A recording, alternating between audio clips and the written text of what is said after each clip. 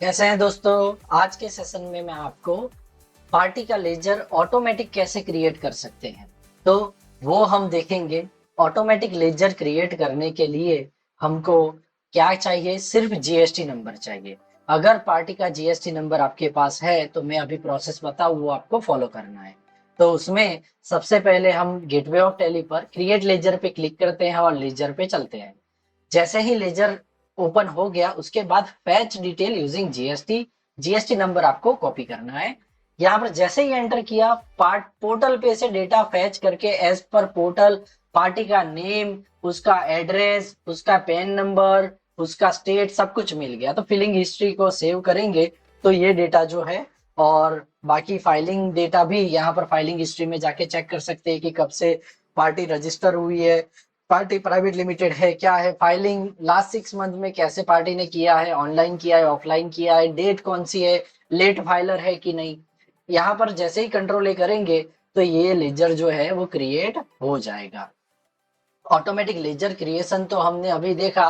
उसके साथ साथ मैं आपको ये भी बताऊंगा कि लेट से वाउचर अभी क्रिएट कर रहे हैं, और वाउचर क्रिएशन के टाइम पे मैंने इनवॉइस नंबर दे दिया। अभी पार्टी तो मेरे में पहले से क्रिएटेड है। अभी सनफ्लावर एनर्जी जो है या सनफ्लो जो है वो पहले से क्रिएटेड है। उसका डिटेल मुझे देखना है कि ये करेक्ट है कि नहीं, उसका जीएसटी कैंसिल हुआ है कि नहीं। तो फैच डिटेल में जाके एंटर किया तो पता चल गया जीएसटी का स्टेटस। यहाँ पर मैं पार्टी को एंट्री करने से पहले ही बोल दूंगा कि मुझे आईटीसी नहीं मिलेगा, आपको आपका जीएसटी नंबर जो है वो कैंसिल हो चुका है। तो वो आपको यहीं से पता लग सकता है। दूसरा एक और फंक्शनलिटी हम देखते हैं कि मान लो सेल कर रहा हूं, मैं कैश सेल कर रहा हूं, अभी पार्टी का लेजर मुझे क्रिएट नहीं करना है। इन दैट सिनारियो हम क्या करते हैं, पार्टी की डिटेल्स मैन्युअली यहाँ पर डालते हैं। पर अभी जीएसटी की मदद से जीएसटी नंबर एंटर किया, यहाँ पर फैच डिटेल यूजिंग जीएसटी किया, यहाँ पर ये एज पर पोर्टल की डिटेल को मैं क्या करूंगा, यहाँ पर कॉपी डिटेल्स पे क्लिक करूंगा।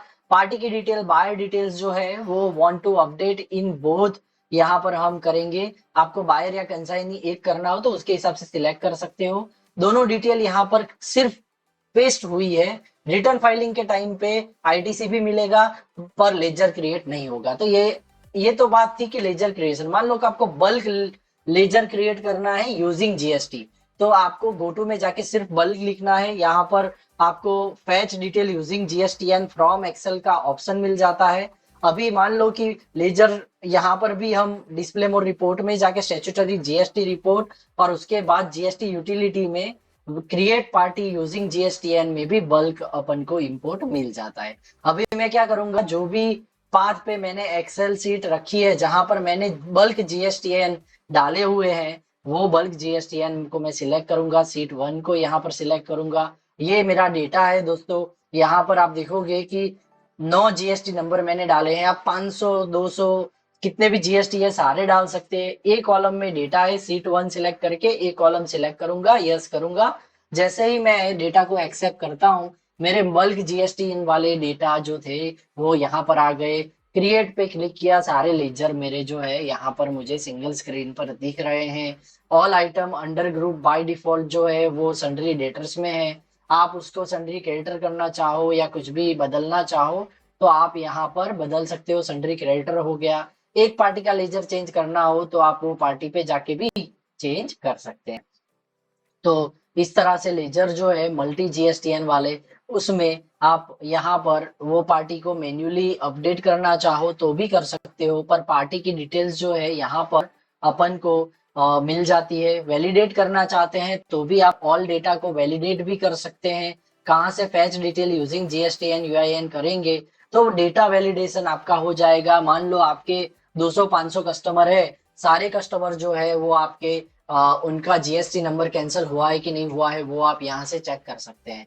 तो मैंने बहुत क्विकली आपको ये सेटिंग्स दिखाए कि किस तरह से आप क्रिएट लेजर में जीएसटी से पोर्टल पे से डेटा को फैच कर सकते हैं। हमने ये भी देखा कि किस तरह से कैश सेल्स में भी जीएसटी की मदद से हम लेजर पार्टी की डिटेल को फैच कर सकते हैं। मल्टी जीएसटीएन कैसे मल्टी लेजर क्रिएशन कर सकते हैं उसको भी हमने यहाँ पर देखा। ये फंक्शनैलिटी जो है उसका यूज क्या है, तो जो भी बी टू बी ट्रांजेक्शन है in that scenario laser creation जो है वो डायरेक्टली अपने जीएसटी नंबर के वैलिडेशन के साथ हो जाएगा। मैं ये क्यों बोल रहा हूँ, क्योंकि कई बार हम क्या करते हैं, gst.gov.in की साइट पर चलते हैं, पार्टी का जीएसटी नंबर वहां पर डाल के उसकी वैलिडिटी को चेक करते हैं। अभी टैली में से डायरेक्ट वो चेक हो रहा है दोस्तों।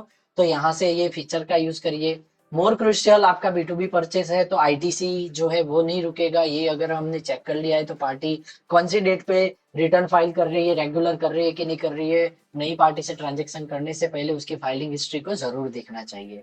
और बाकी उसका B2B कैश सेल्स है तो भी वो हम यहाँ पर कर सकते हैं। इसका बेनिफिट क्या है, तो करेक्ट लेजर क्रिएशन होता है। डिटेल जो है वो जीएसटी नंबर है या फिर उसका पिन कोड है, स्टेट है, उसका एड्रेस है, वो बिल्कुल करेक्ट मिलता है। तो ईवे बिल जनरेशन में भी दिक्कत नहीं आती है। तो ये सारी डिटेल्स जो है, registration type, PAN, address, e invoice, applicability, return behaviour, ये सब कुछ अपन को वैलिडेट जीएसटीएन में मिल जाता है। और ये ऑथेंटिक कंफर्मेशन है। और यहाँ पर आप पार्टी को B2B में से रेगुलर में से मान लो कि उसको कंपोजिट या फिर उसको कंज्यूमर में भी ले जाना हो तो वो भी हम यहाँ से कर सकते हैं। तो दोस्तों, ये बल्क लेजर क्रिएशन वाला फंक्शन जो है टेली प्राइम में, आपको कैसा लगा? आप यहाँ पर जीएसटी पोर्टल या कहीं पर लॉगिन किए बिना ये फंक्शन को यूज कर सकते हैं। आप इसको जरूर यूज करिएगा। और दोस्तों, ये वीडियो को लाइक और चैनल को सब्सक्राइब करना मत भूलिए। Thank you so much for watching the video.